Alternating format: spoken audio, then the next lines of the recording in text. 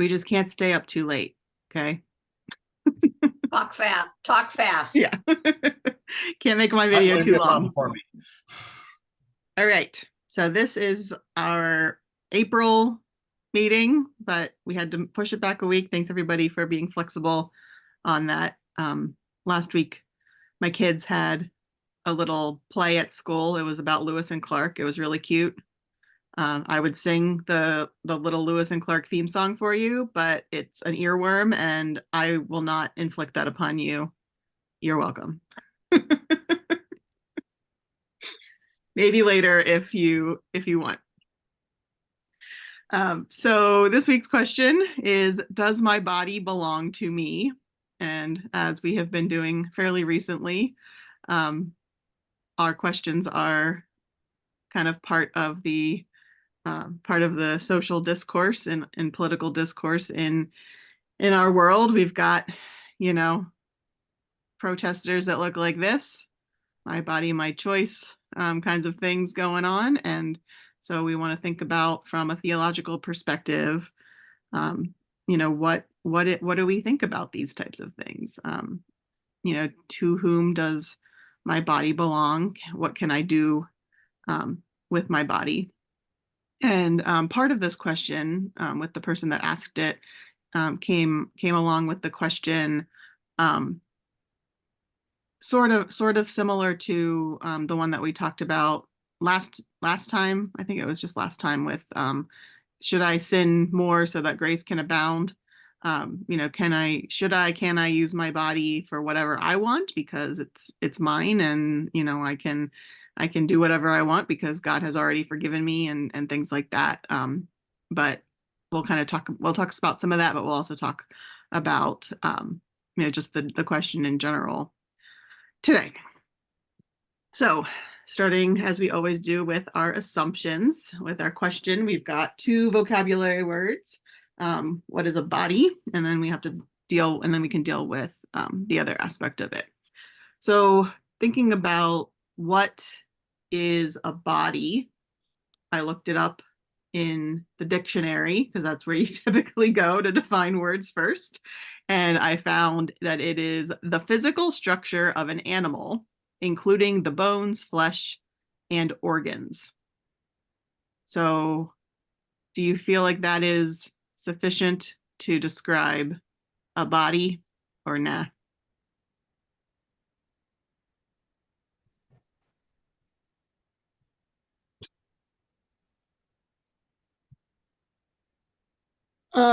Well, it might be, but I guess, the brain's an organ, so I guess that's it. Mm-hmm. Okay, You're happy with that? I'm happy with that. My kid is really into space. So when I look at this, I think, well, what about like celestial bodies? They don't have bones or flesh or organs, but we call them celestial bodies. But it's still, I guess, is the physical structure of the thing to which we are referring. Yeah. So I wasn't completely satisfied with this definition, which is typical with me in the dictionary. So I did a little bit more reading and digging, and there are philosophies about the body, like there are philosophies about most everything, and the concept of using the term body or using the concept body to physically differentiate what is me versus what is not me. So I am this, but then this packet of Post-it notes is not. And so that's the different thing. That's the difference. The Post-it notes are not my body. I am my body. So asking the question, what is my body and what is not my body? But then, like philosophers like to do, it gets very complicated very quickly. It seems like a fairly straightforward question. What is my body? This thing here. What is not my body? The Post-it notes. But then they start asking, all kinds of questions. So when we think about this, what about food and drink? They go in. So when they're in my body, are they my body? Do I call them part of me? Um, or are they just in my body? Um, went in the same kind of the same concept. When I purge the waste from my food and drink, are those things part of me? Are they me, or are they in me? And then, at what point, if you do say that, like your urine is part of you, that at what point is it no longer part of you, or is it still part of me? And so, all the pee that I've ever peed is still me, and it's still out there somewhere in the world. But it's not in my brain, that it's kind of that concept of me. So do you see where we're going with all of this? It gets very complicated very quickly. We have this concept of the physical form, but then there's also something intangible about it. There's something philosophical about the concept of the body, and some of it is subjective. Some of it is how I feel, what I feel is me, and what I feel is not me. So, for example, if we want to talk about the invasion of viruses or the invasion of bacteria into our bodies, even more complicated would be like a cancer. Is technically cancer most of the time, as far as I know, is your cells, but they are developing improperly, and so they are unwanted cells, but they are still your cells. And so we don't say I am cancer, or cancer is part of me. We say I have cancer. It is something that has kind of invaded me, and I want to get it out. It's not me. I don't want it in my body. And so that we part of our definition of a body, and part of our definition of what is me and what's not me, doesn't have anything to do with the physical reality of what is inside my skin and what's not, but it has to do with my philosophical conception, and kind of what I want to have be part of my body, and what I don't want to have be part of my body. One of the really interesting things that I looked at was the idea about fetal development. Is a fetus in my womb me or not me? And at what point does it become not me? Um, Especially given the fact that fetal DNA remains in the mother for the rest of her life. So should I be saying that my children are part of me, because in a literal sense, because their DNA is in my body?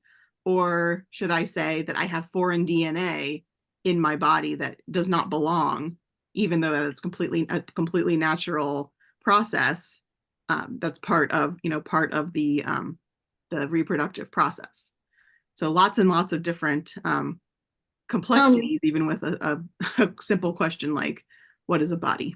Karen, did you ju- want to jump in? yeah, just a thought of, as someone who suffered from morning sickness for months when I was pregnant with my children, my understanding was that it was my body trying to get rid of a foreign substance.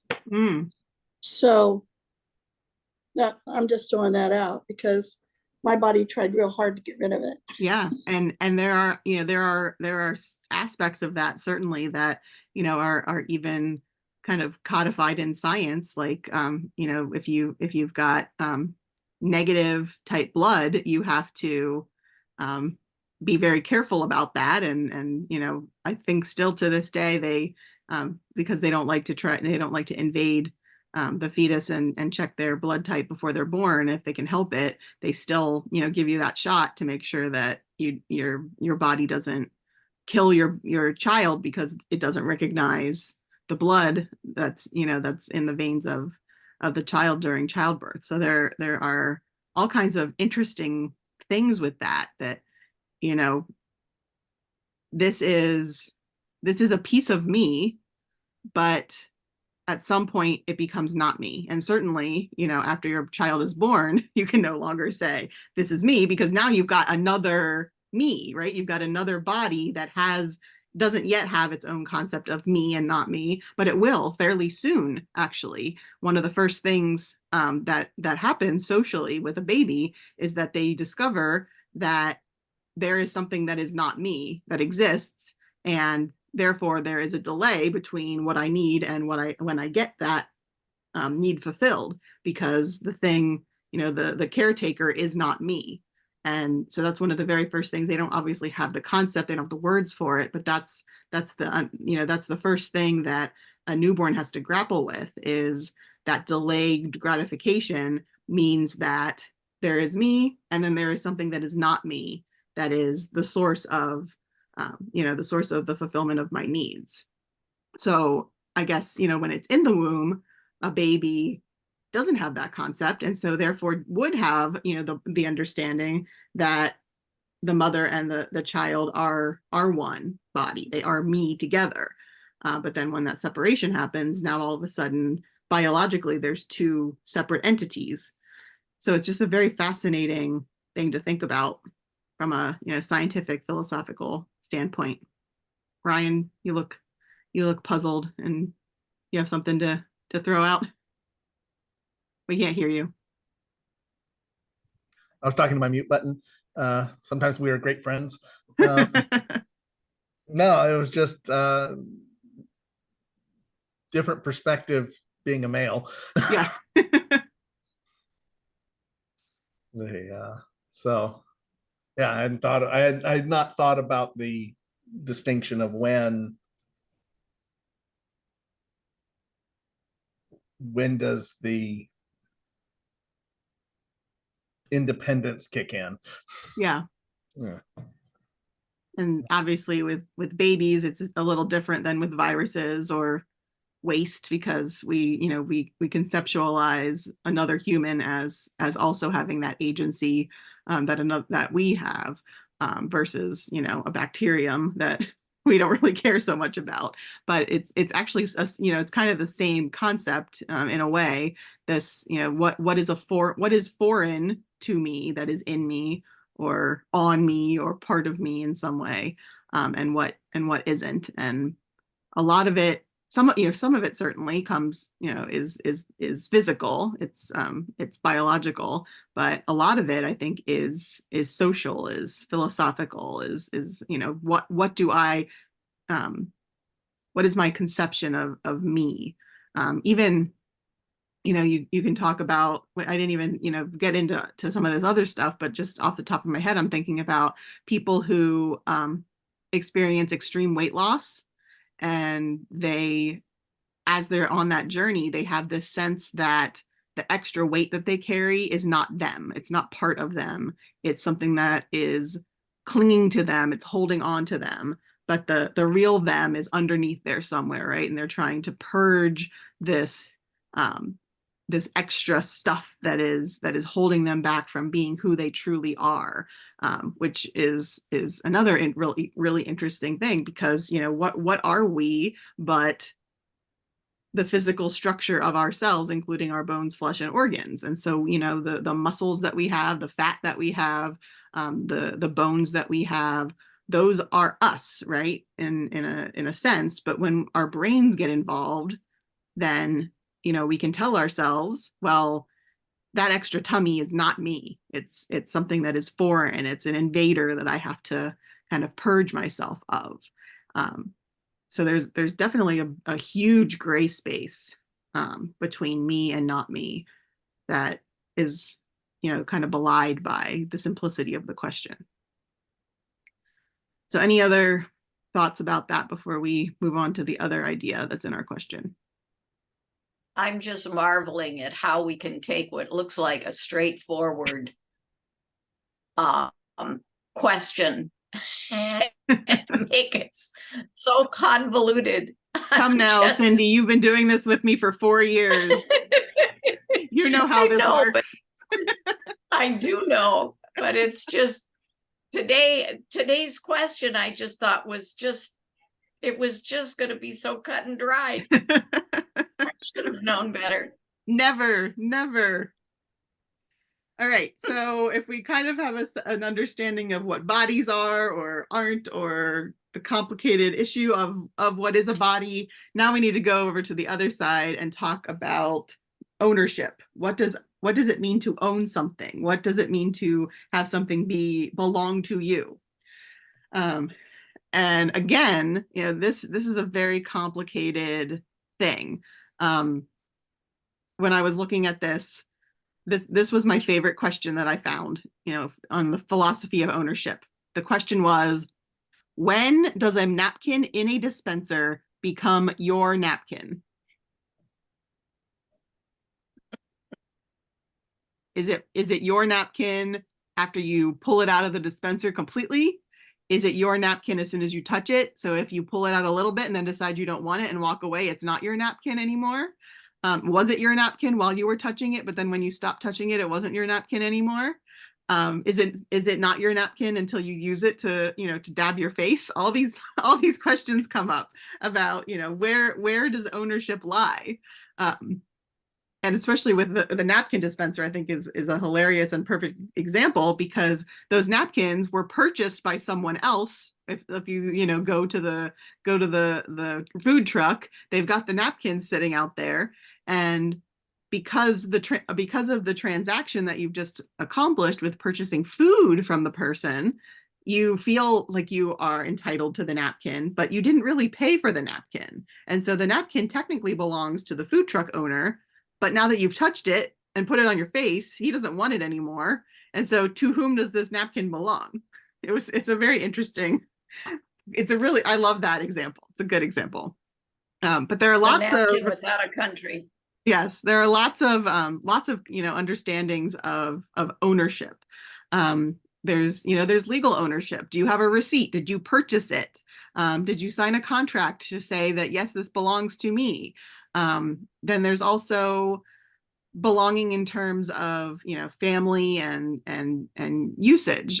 This belongs to me because I use it. This is my pew in the church, and I sit here every week, and nobody else gets to sit here because it's mine. It belongs to me, right?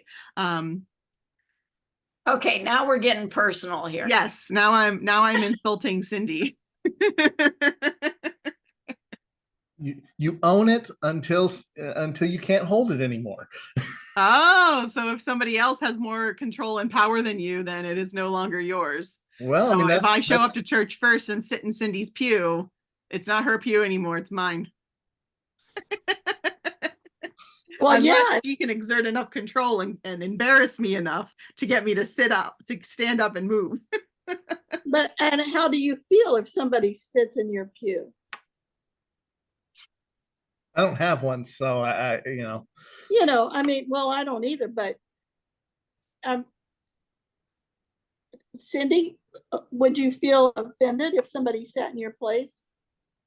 Absolutely not. John might.